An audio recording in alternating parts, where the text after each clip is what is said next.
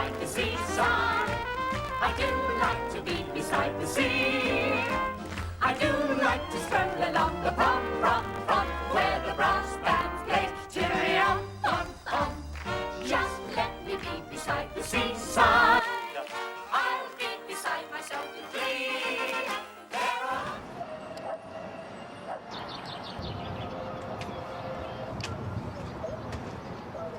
Hi there, this is Blackpool, arguably Britain's most popular seaside resort. Over the years, Blackpool has entertained and welcomed millions of holidaymakers and also day trippers. So I'm off now to find some new facts to tell you about this popular seaside resort. So ta-ta for now, I'll hear you later, or you'll hear me later rather. Hi, I'm back. I'm glad to see that you are as well. Blackpool has more attractions than any other resort in Europe, and here is just a few of them.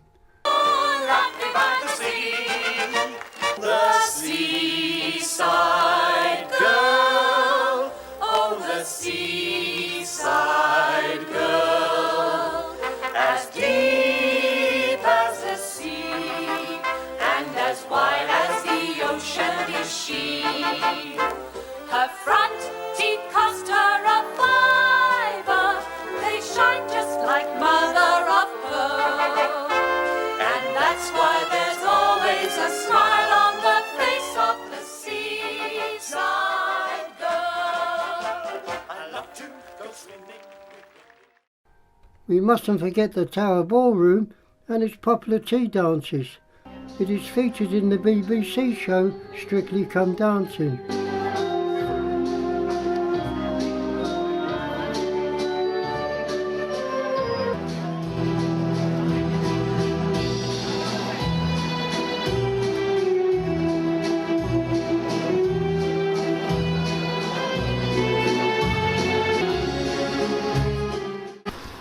Blackpool's summer season extended well into the autumn with its famous Blackpool illumination.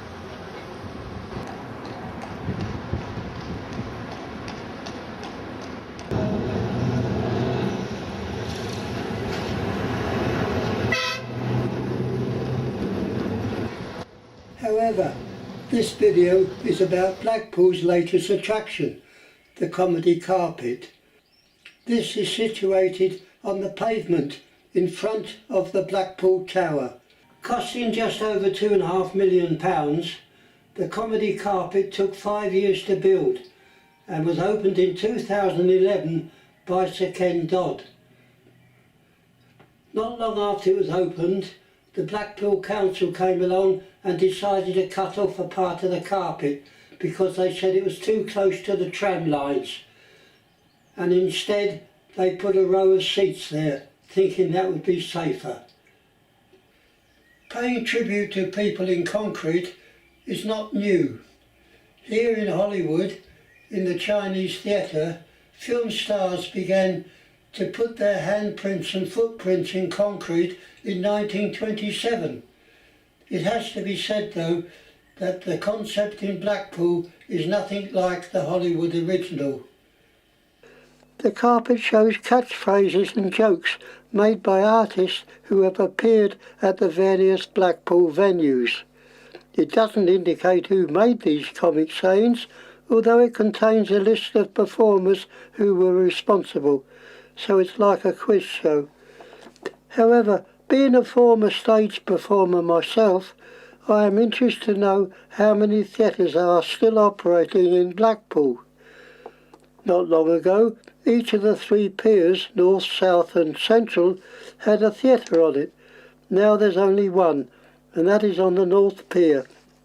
And the theatre has just been renamed as the Joe Longthorne Theatre in honour of the entertainer who appeared on the North Pier for close on 20 years.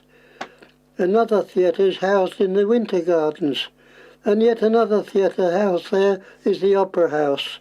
The latter is one of the largest modern theatres in Europe, seating 3,000 patrons.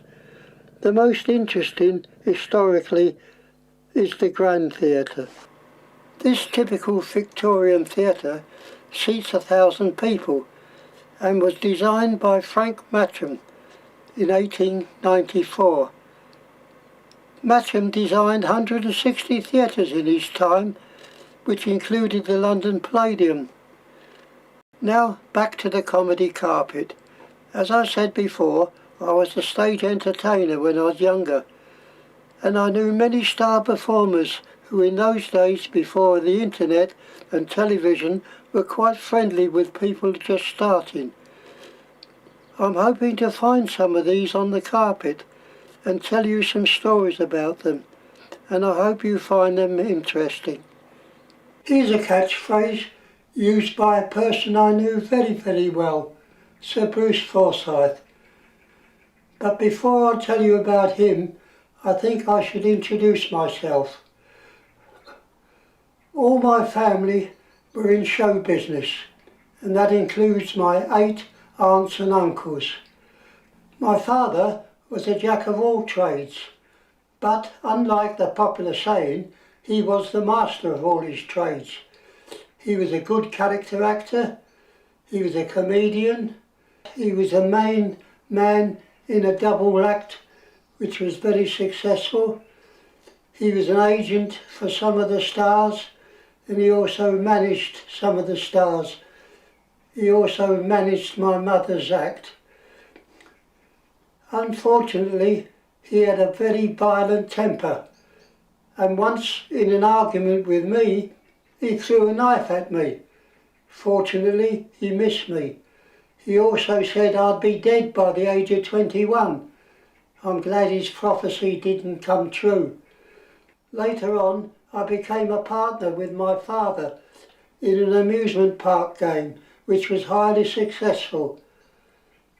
But when my father robbed me of my share of the profits, I realised I couldn't work with him anymore, and I never did. My mother was a classic dancer and appeared many, many times at Blackpool, but because she wasn't a comedian, she's not on the comedy carpet. However, I think she's worth a mention. She formed a dancing act with 3 other girls who worked for her, and they were called the 4 Rich Sisters. They were highly successful all over Britain and on the continent. Their act consisted mainly of high-speed tap dancing to classical music, which was the only act in the business doing that kind of thing. They also could do ballet, adagio dancing, Spanish dancing, clog dancing, and any other kind of dance you can mention. I myself followed the family tradition and became a variety artist. My stage name was Alex Roy, and I became Britain's youngest ventriloquist. Here's a picture of me with my dummy. And here's a picture of Bruce Forsyth as he looked when I knew him. I was 16 and he was 15. A popular radio show called May We Introduce was a programme that introduced new young performers, and they were called Discoveries. The show was eventually made into a stage show, and I was booked as an established supporting act for the run of the show. Bruce Forsyth was one of the Discoveries. For 2 years, Bruce and I shared theatre dressing rooms and also theatrical lodgings. And in our spare time, we went around together. Bruce was always playing tricks on the members of the cast. That included me. My worst moments was when he hid my dummy's head and only let me see it and get them back just as my opening music was being played and I was due to go on the stage. Another discovery was Les Roy, a very pleasant fellow, and he was a big boot dancer. He modelled himself on Little Titch, who was a big boot dancer in the Victorian days.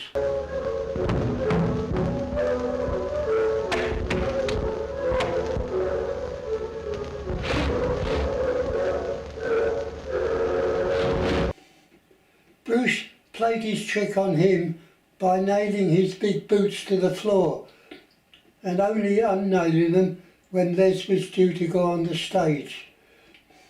After the show was taken off and the tour finished, Bruce formed a double act with Les Roy. Unfortunately, it didn't last very long, as Les died suddenly with blood poisoning. After the show finally finished, Bruce never spoke to me or saw me again. But I continued to follow his career, as he was a very talented discovery. I was very pleased when he was knighted in 2011. After several decades of big success, being an entertainer, then a game show host, and lastly a presenter in Strictly Come Dancing, Sir Bruce Forsyth died in 2017, aged 89, at his home at Wentworth, Virginia Water, with his family at his bedside. His funeral was very private, with only his widow and his 6 children present, along with a handful of very close friends. 12 months later, his ashes were interred under the stage of the London Palladium. In his will, he left over £11 million to his widow and nothing to his children. This avoided the widow paying inheritance tax, with his children receiving money by a special arrangement. The next person I want to talk about is Max Miller, the South of England famous comedian and film star. I'm not going to pretend that we were friends, because we weren't, but I had 2 conversations with him and I thought they were both very interesting. He never performed at Blackpool, but he was portrayed in the Blackpool Waxworks Museums, so I count as him appearing in Blackpool. There was a belief in theatrical circles that Max Miller was a bit tight-fisted and mean with his money. Max Miller encouraged this belief by some of the jokes he told, such as this one. So I went into the pub to have a drink. The 6 teddy boys walked in and one of them said, give us 6 whiskies. And what are you having? I said, I'll have a whiskey. I said, give him a large one. Give him a large one. I had a large whiskey, and that fella called for 6 more. Said, give him one. I had another large whiskey. I had 6 large whiskies with these teddy boys. And I looked at the clock, 10:30. I said, sorry, I said, I've got to be going now. So one of them said, just a minute, you. Aren't you Max Miller? I said, yes. He said, you've got a lot of property in Brighton, haven't you? I said, yes. I've got 1 or 2 hotels and about half a dozen houses. He said, you want to sell one of them and buy a round of drinks? Here. When I was appearing in a summer show called Bye Bye Blues at the Connaught Theatre, Worthing, a seaside resort near Brighton, Max Miller came over to see the show. After the show, he came round backstage to visit the cast and give us congratulations on our performance.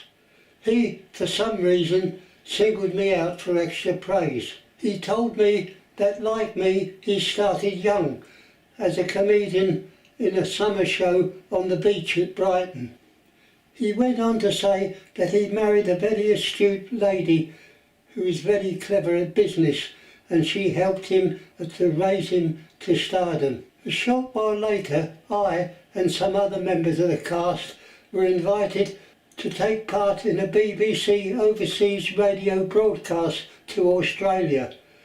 Max Miller was to be the star attraction, and of course we accepted.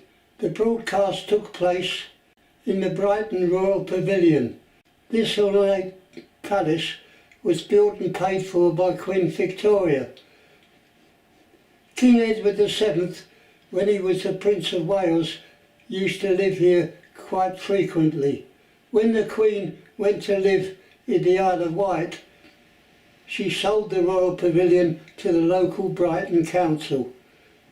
This is the room we used as a dressing room, and this is the room where the performance took place.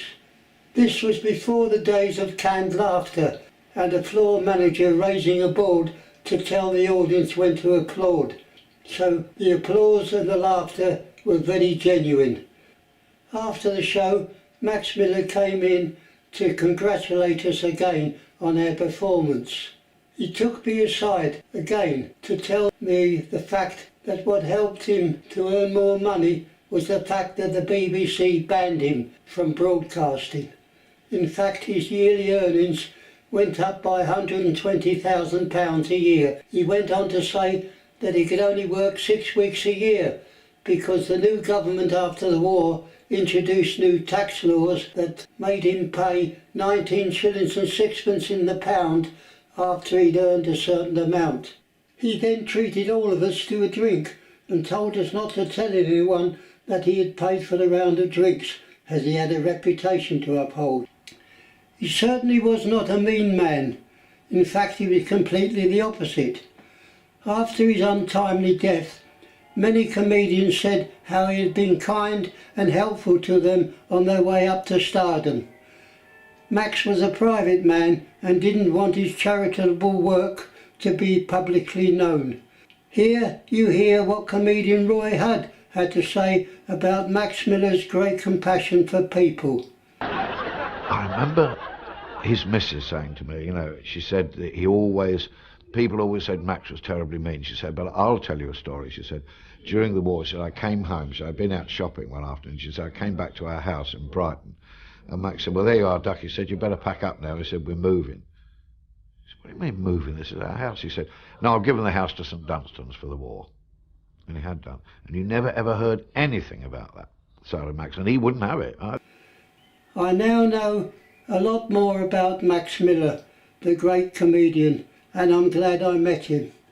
By the way, I found out later that it was Max Miller who recommended us to the BBC to take part in the broadcast. My next story concerns the immediate family of George Formby, who was Britain's #1 film and stage star. The first part is the encounter I had with Beryl Formby, the wife of George. She started her career as a clog dancer with her sister. On marrying George, she became his manager and was the person who guided him to stardom. Her first success was to obtain a 6-month contract for George at the Empire Theatre, Newcastle upon Tyne. My experience with her was not a pleasant one and occurred when I was 16 years of age and was in the show May We Introduce, which I've mentioned before. The show was compared by a lovely lady, Shirley Houston. She was related to Reddy Houston, a big star at that time. While we were performing at the Hippodrome Theatre, Bury, Lancashire, Reddy Houston came to the theatre to visit Shirley. Soon afterwards, Beryl Formby arrived to see the show, or perhaps she'd come to see somebody. Anyway, it was a well-known fact that Reddy Houston and Beryl Formby hated the sight of each other. While I was performing my act, the scenic backcloth behind me began to shake and move violently, and female voices could be heard shouting. The audience in the theatre was convulsed with unwanted laughter. My act was ruined, and all I could do was sing a song and get off the stage. Apparently, it appears that Reddy and Beryl was having a fist fight on the stage behind me. Later, Reddy Houston apologised profusely to me, but Beryl Formby stormed off the theatre without a word of regret. My next story is about Frank Formby, George's younger brother. Frank was a successful variety performer who had a similar act to George. Some people say he was better. Please, George. Thank you. Now a fella dressed in uniform could easily see that I was standing at the corner of the street. He treated me and told me that the country wanted men. In lifeguard's clothes he said I'd look a treat. So he gave to me a shilling and I signed my name, and then I was standing at the corner of the street. And for standing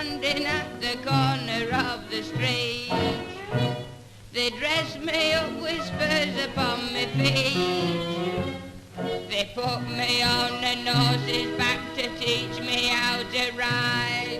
When I fell off the riding master came to me and cried, "However did you come to be a soldier?" I replied, "I was standing at the..." When I met him, it was later in his life, when he was no longer a stage performer, and I also had given up stage performing.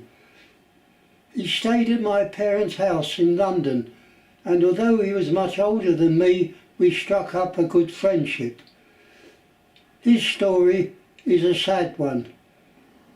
It was well known that Beryl Formby, as manager of George, put clauses in George's contracts that Frank would not be allowed to make a film or perform on variety theatre's #1 circuits as long as George was still alive. So Frank's theatrical performances began to dry up, and he was desperate for money, and at the end he went bankrupt. Then he did a very foolish thing. While bankrupt, he obtained credit, and that is illegal. And while he was performing at the Theatre Royal Bilston, police arrested him as he came off the stage. I can't remember whether he got a prison sentence or not, but when it was all over, he could get no work at all as a theatrical performance.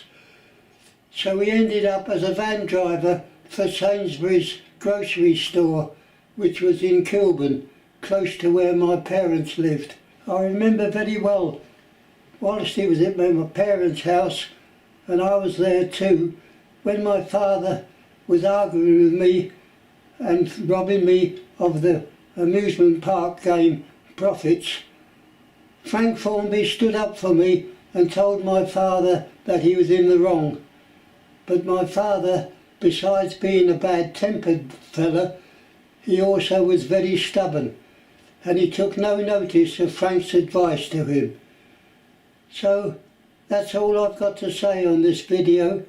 I hope you've enjoyed it. I hope you found some parts of it interesting. So I'll say ta-ta until the next time. Goodbye. Bye.